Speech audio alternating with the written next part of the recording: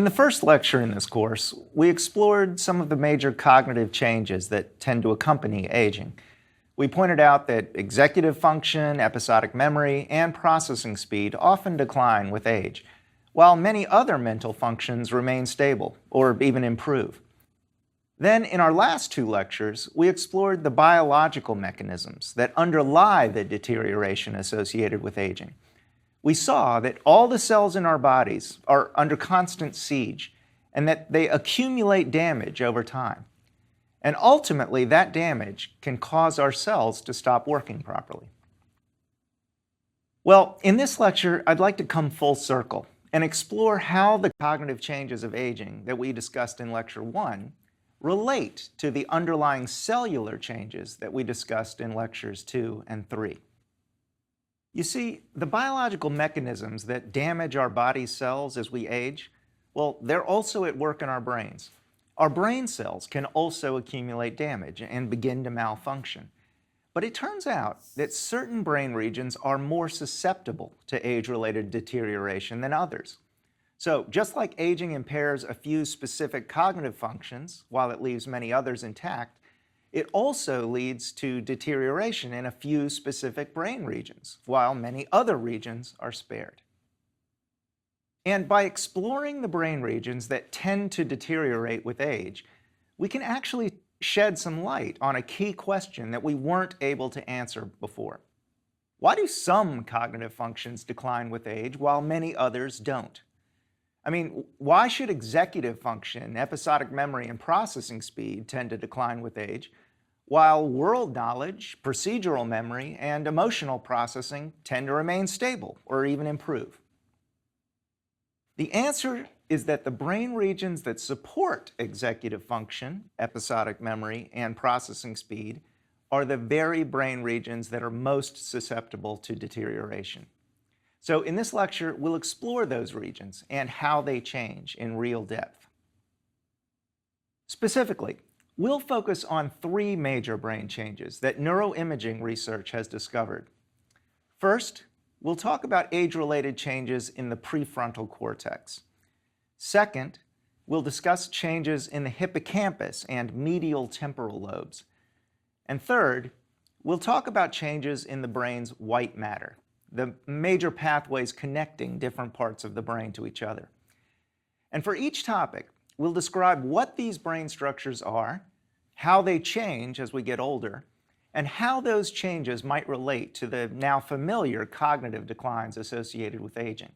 So, by the end of this lecture, you should have a much better understanding of why grandparents might beat their grandkids in Trivial Pursuit or Scrabble, but are hopelessly outmatched in most video games.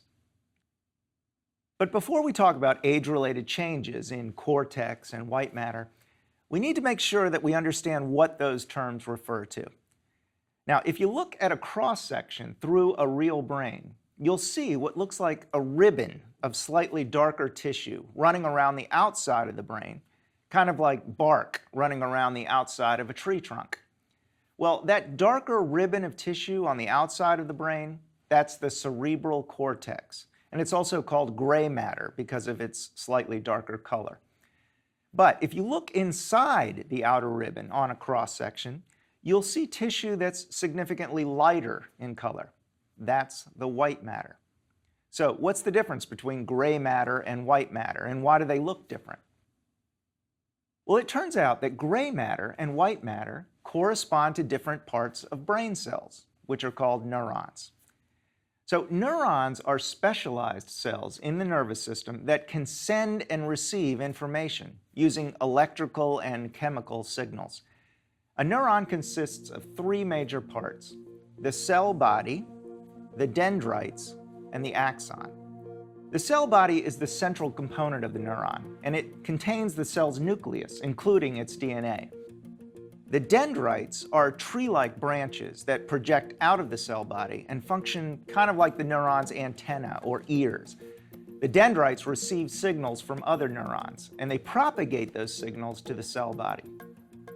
In addition to dendrites, each neuron also has a long, slender projection that it uses to send signals to other cells. That's the axon.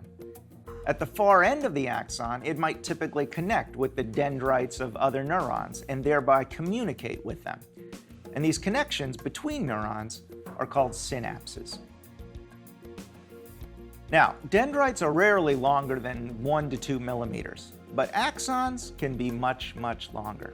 For example, the sciatic nerve, that's actually just a bunch of axons projecting from the base of the spinal cord all the way to the end of each foot.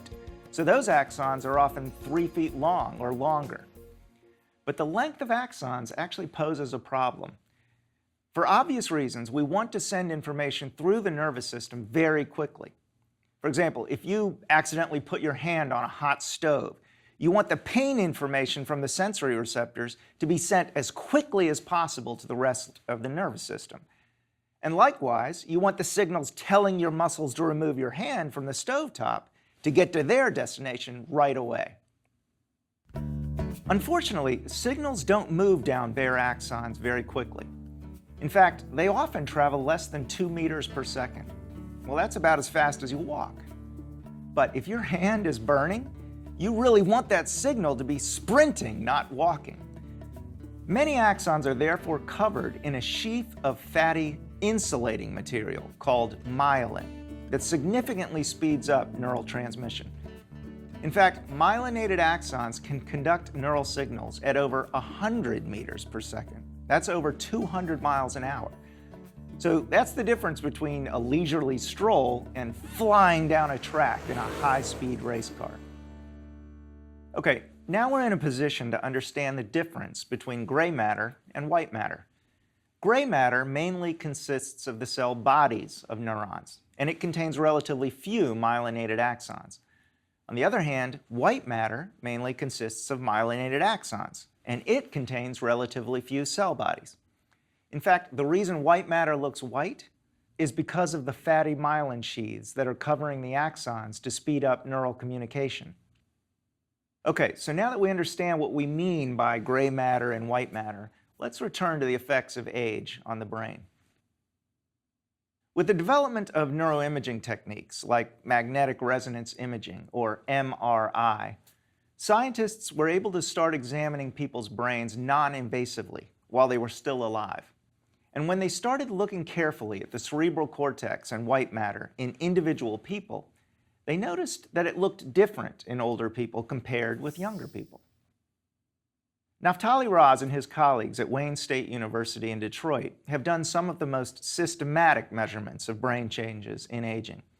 Specifically, they collected high-resolution magnetic resonance images of the brains of a large number of people, ranging in age from young adults to people over 80 years old.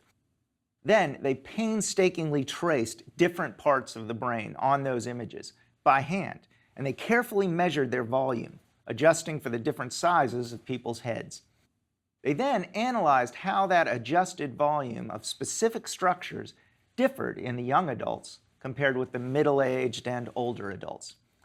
And they also measured brain volumes in the same people at one time point and then again a few years later. And what they found was very interesting. Not surprisingly, the overall volume of gray matter declines with age.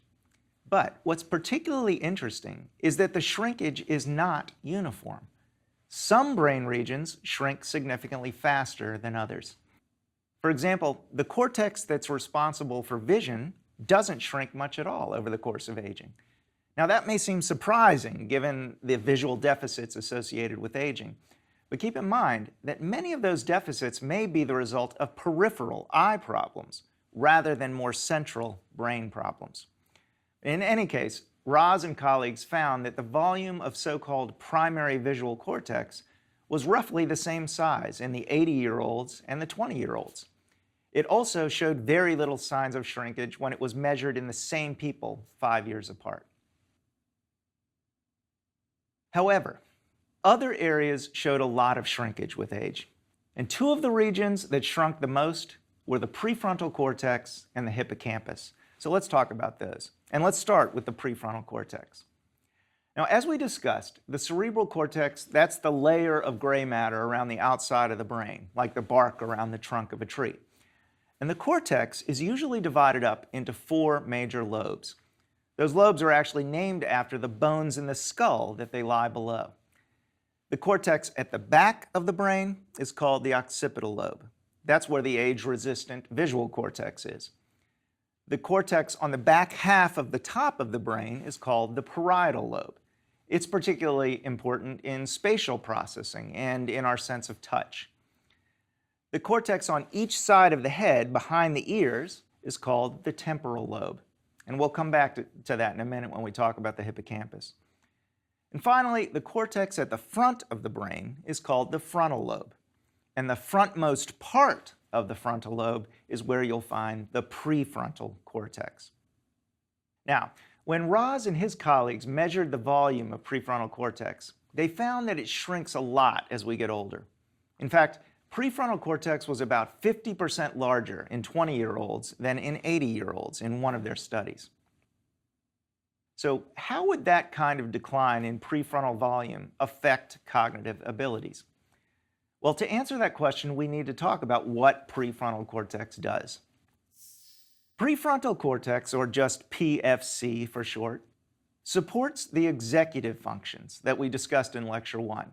Now, you may recall that we used the analogy of an executive at a company to explain what we mean by executive functions. Human executives delegate responsibilities, they set goals, they monitor progress, rather than performing specific tasks in the mailroom or in the marketing department. Well, the PFC performs the same kinds of executive functions in our brains. This is the brain region we use to set goals, and it also controls what we pay attention to and what we ignore, and it monitors and controls activity in other lower brain regions. And it plays a crucial role in working memory. These are the so-called executive functions. And as we discussed in our first lecture, executive functions are well known to decline as we get older. For example, as we age, many people have a harder time keeping their attention focused without getting distracted.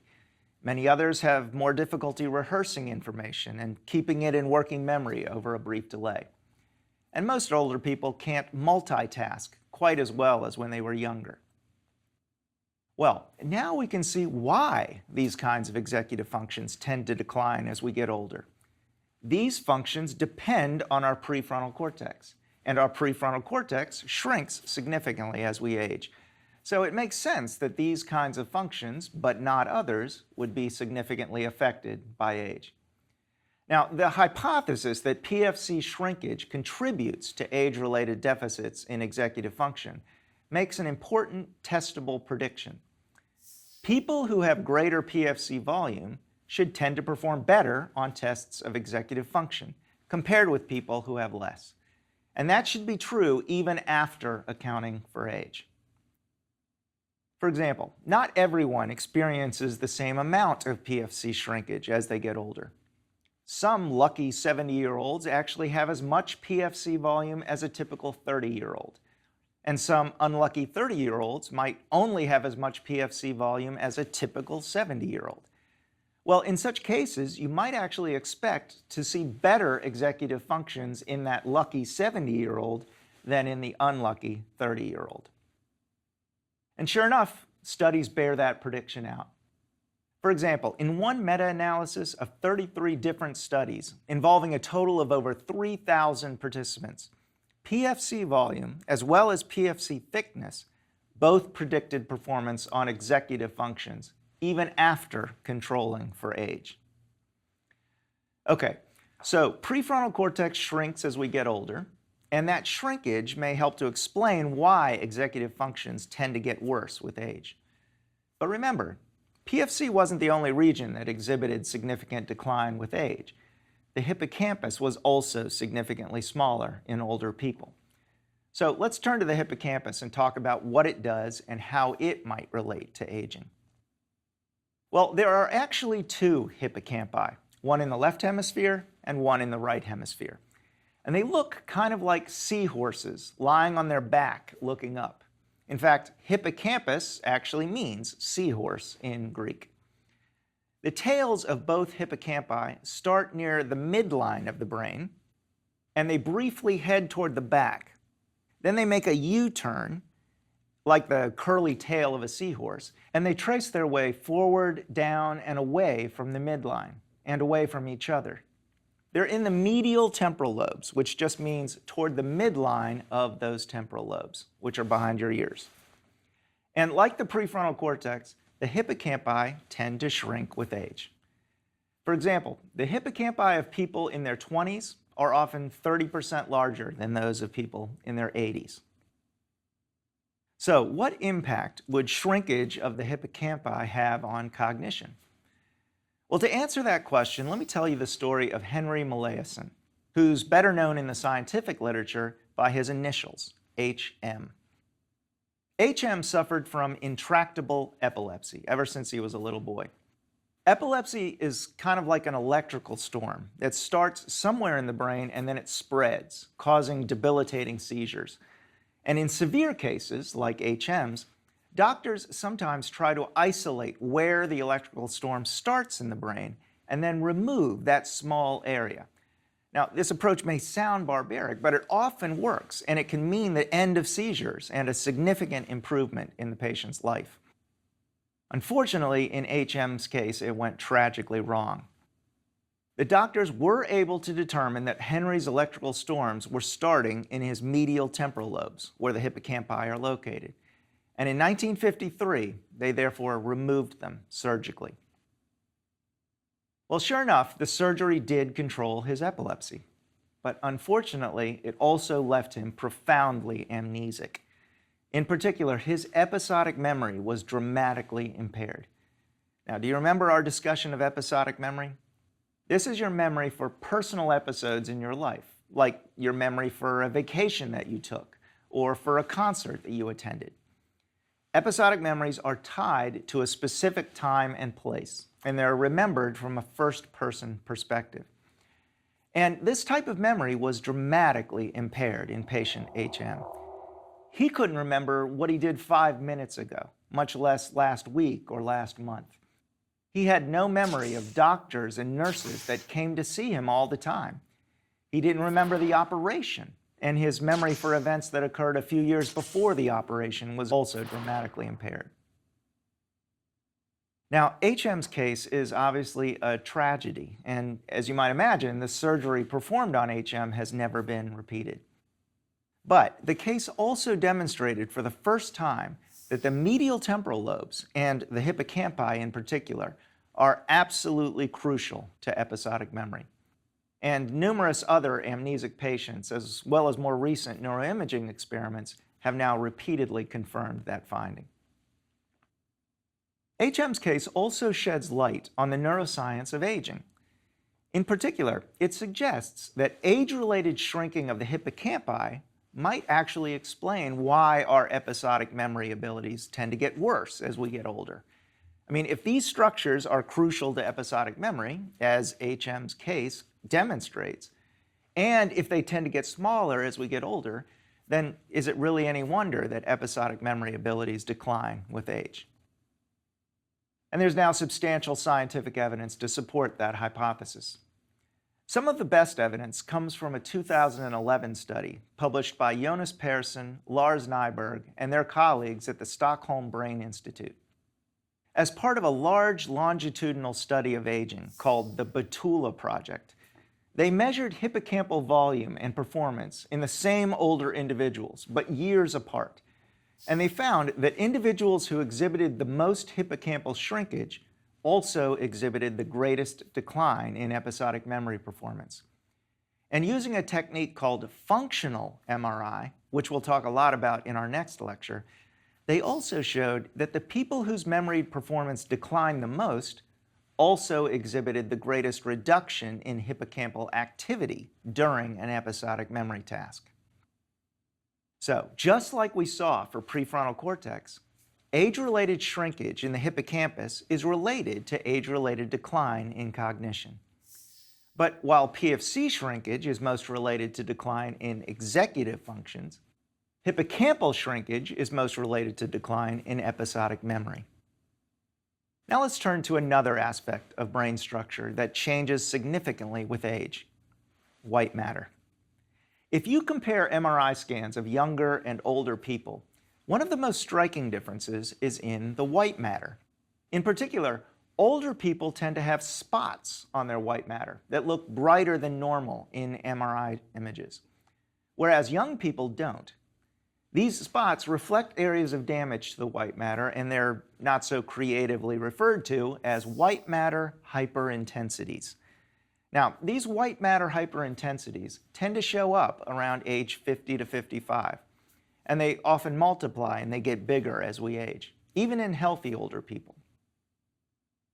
Another recent neuroimaging technique called diffusion tensor imaging, or DTI, has discovered other important changes in white matter as we age. Now, as its name suggests, diffusion tensor imaging measures the movement or diffusion of molecules in the body, particularly water molecules.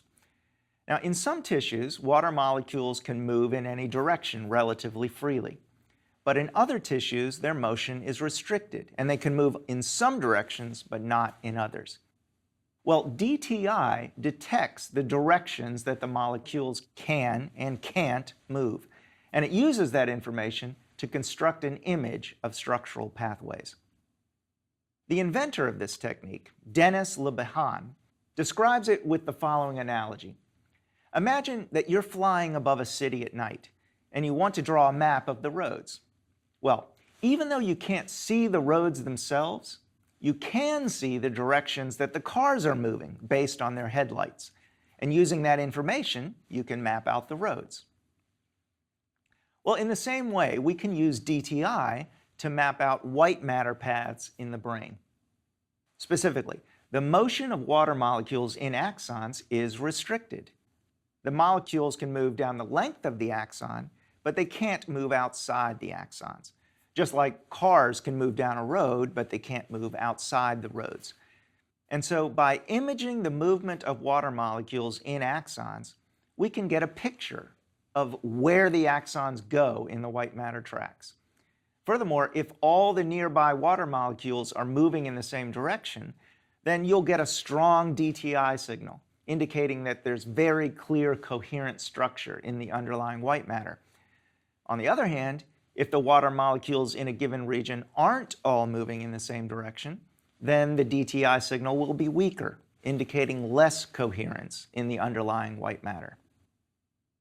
It's kind of like driving down a nice new highway with guardrails on both sides versus driving off-road across desert terrain. On the highway, all the cars will be moving coherently in two opposite directions. But in the desert terrain, there won't be nearly as much coherence in the motion of vehicles. Well, likewise, well-myelinated, coherent white matter tracks lead to very coherent diffusion and high DTI signal, whereas poorly myelinated and incoherent white matter tracks lead to lower DTI signal. Okay, well, using this technique, scientists have found that white matter integrity, or coherence, tends to decline with age. Specifically, if you compare the DTI image of a young person with that of an older person, you'll see the same white matter tracks, but they won't be as bright in the older person, particularly in the front part of the brain. So white matter changes as we get older. In addition to white matter hyperintensities that reflect damage in specific areas, the overall integrity and coherence of white matter declines as we get older. Now let's think about the implications of those white matter changes for cognition. Recall, the white matter is the communication network of the brain. It sends signals back and forth between different brain regions. Furthermore, do you remember why white matter is white? Well, it's because of the insulating myelin surrounding the axons. So as our white matter declines with age, that means that our myelin sheaths aren't what they used to be. And what's the primary function of myelin? It's to speed up neural transmission. So white matter decline should also make neural communication slower and less efficient. And naturally, if our neural communication gets slower, then our mental processing speed is likely going to suffer. And as we discussed in Lecture 1, declines in processing speed are one of the hallmark features of the aging brain. In that same lecture, we also pointed out that declines in processing speed may actually contribute to declines in other types of fluid processing, like executive function and episodic memory. And sure enough, recent studies have also found a clear relationship between white matter deterioration and these cognitive processes. For example, Faith Gunning-Dixon and Naftali Raz examined the relationship between white matter hyperintensities and cognitive performance back in 2000 when they were at the University of Memphis. They analyzed data from nearly 4,500 people in 23 previously published studies that had measured white matter hyperintensities and cognitive performance. Now, can you guess what aspects of cognition were most strongly related to white matter hyperintensities? The top three: processing speed, executive function, and episodic memory. And of course, these are the very functions that tend to decline with age. And studies of white matter using diffusion tensor imaging are finding similar relationships. For example, David Madden and his colleagues at Duke University reviewed 29 DTI studies that investigated relationships between white matter integrity and age-related cognitive decline. And once again, they identified significant associations between white matter decline and impairments in executive function, processing speed, and to a lesser extent, episodic memory. Okay, let's wrap up. Now, in this lecture, we reviewed some of the major structural changes that our brains undergo as we age. Our prefrontal cortex and our hippocampi tend to shrink, and our white matter becomes less efficient. And these changes in the brain may explain some of the key cognitive impairments associated with aging, including deficits in executive function, in episodic memory, and in processing speed. But changes in the brain's structure only tell part of the story. What about changes in the brain's activity? I mean, do older people use the same parts of the brain as younger people, and in the same ways? Well, it turns out the answer is no. There's now substantial evidence that older people use their brains in fundamentally different ways than younger people do. For example, older people often recruit additional brain regions that younger people don't activate, particularly in more challenging tasks. And there's now evidence that this kind of neural recruitment may actually help older people compensate for some of the structural brain changes that accompany age. Those are the issues that we'll explore in our next lecture. See you then.